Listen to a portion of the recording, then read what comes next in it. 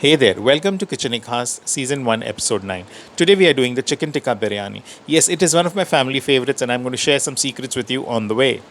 Let's look at the ingredients for the tikka. We need 750 grams of boneless chicken cut into 1 inch pieces, 2 tablespoons of oil, 3/4 teaspoon of garam masala, 2 teaspoons of ginger garlic paste, 1 teaspoon of salt or as per taste, 2 teaspoons of lemon juice, 4 tablespoons of curd, 3 tablespoons of Kashmiri red chili powder, and 2 teaspoons of spicy chili powder.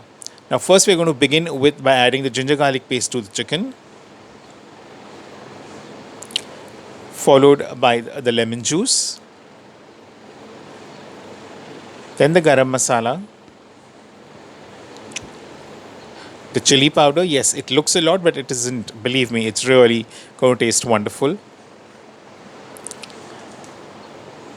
Then we add the salt, the curd. Just whisk it slightly before adding it. The curd and the lemon juice are not only going to act like as tenderizers, but they will also keep the chicken moist when you cook them.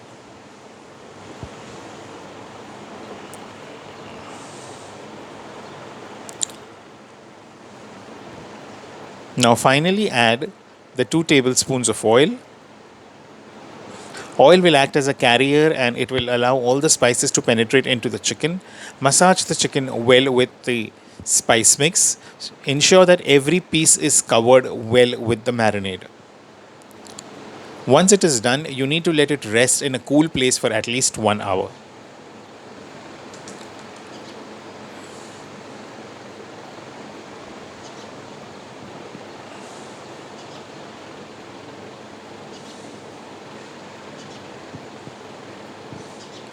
Now let's look at the other ingredients. You will need about 150 grams of onion thinly sliced, half a cup of birista or fried onion, half a teaspoon of haldi powder, half a teaspoon of salt, 1 teaspoon of chili powder, 1 teaspoon of ginger garlic paste, 4 tablespoons of curd, 5 tablespoons of tomato paste, a bowl full of coriander and mint leaves, and the homemade biryani masala. Yes, I have a recipe coming soon for the biryani masala and about 150 ml of water. So let's begin with here. I have a kadhai with some oil in it, and I'm frying the potatoes. Yes, I have got about 500 grams of potatoes cut into large pieces. This is one of those fantastic ingredients that takes your biryani to the next level. So fry it till they are nice golden brown in color.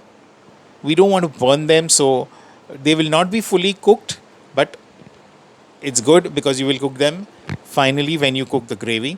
Now we are frying the chicken tikka pieces in a wok with some oil in it.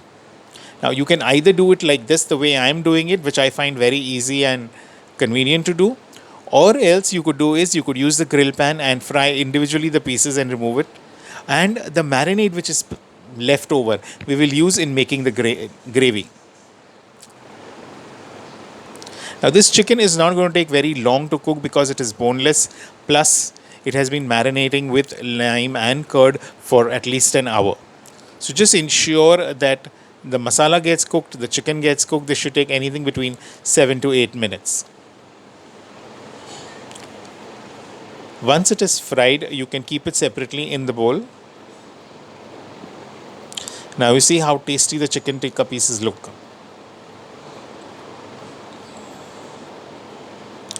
Now, let's start with the gravy. We've got about 3 tablespoons of oil in the frying pan. I'm adding the onions thinly sliced till they start turning golden brown. I don't want them to turn golden brown in the pot so immediately. I will fry them till they are translucent and the edges start caramelizing.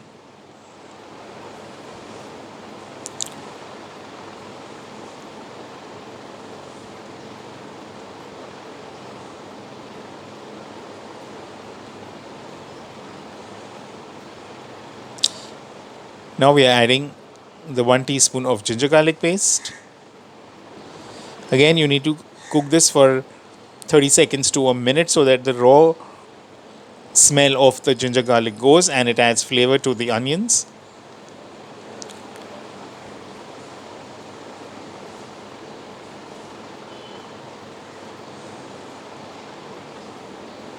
Next, we will add in the tomato paste, 5 tablespoons of tomato paste. If you do not have tomato paste, you can grind about 500 grams of tomatoes finely chopped and add the puree and let it cook for a little longer. Since I have the tomato paste, it is cooking faster because I don't have to evaporate the water.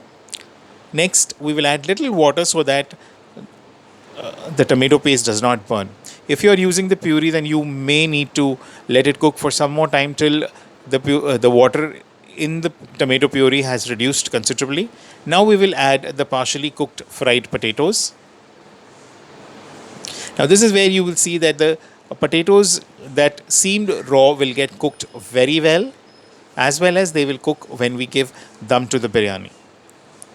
Now I am adding the curd, slightly reducing the flame so that the curd does not split. Make sure that you are stirring it well till the curd is thoroughly mixed with the gravy and comes to a slight boil.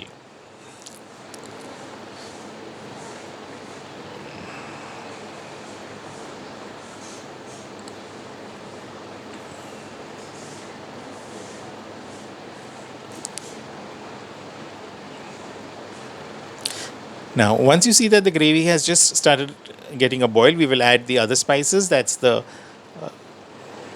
turmeric, the red chili powder,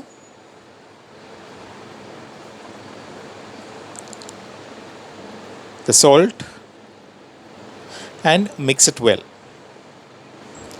You will need to give it about 30 seconds to a minute for the spices to get cooked. Now, at this stage, I'm adding the leftover marinade from the chicken into the gravy to give it more taste. And here I've added about 2.5 tablespoons of the homemade biryani masala. Yes, the recipe is coming soon. Now, stir in the masala well.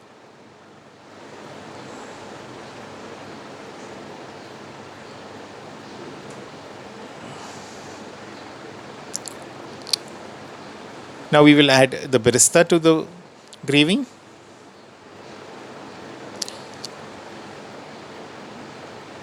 We are adding the remaining of the water to ensure that the spices don't burn and the gravy becomes nice and delicious.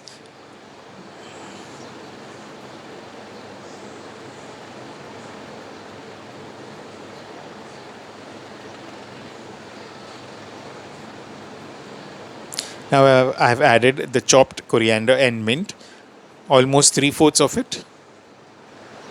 I have kept some for layering. Now let the masala cook all together. Once you feel that the masala is all cooked, we will now add a little more water.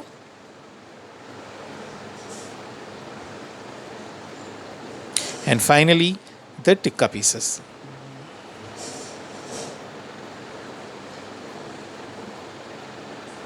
This is the last stage of the gravy. Stir the entire gravy with the tikka pieces. Doesn't it look yummy?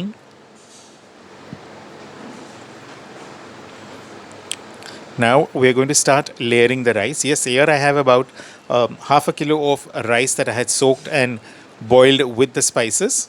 I'm putting at the base a thin layer of rice, followed by the gravy.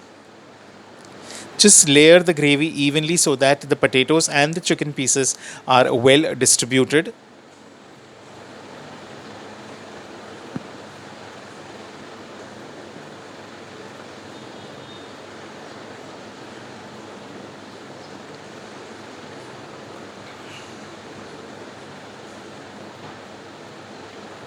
Now here I am just doing one layer. However, you can do 2 layers also.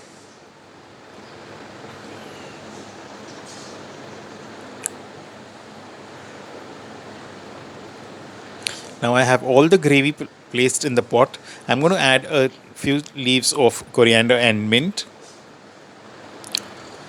followed by the final layer of the rice. Now the rice has been cooked almost up to 90%.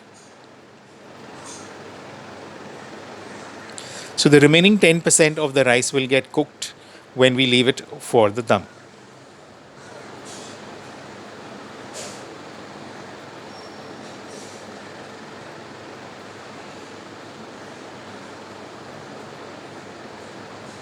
Make sure while you're layering the rice there are no lumps and each and every grain is separate.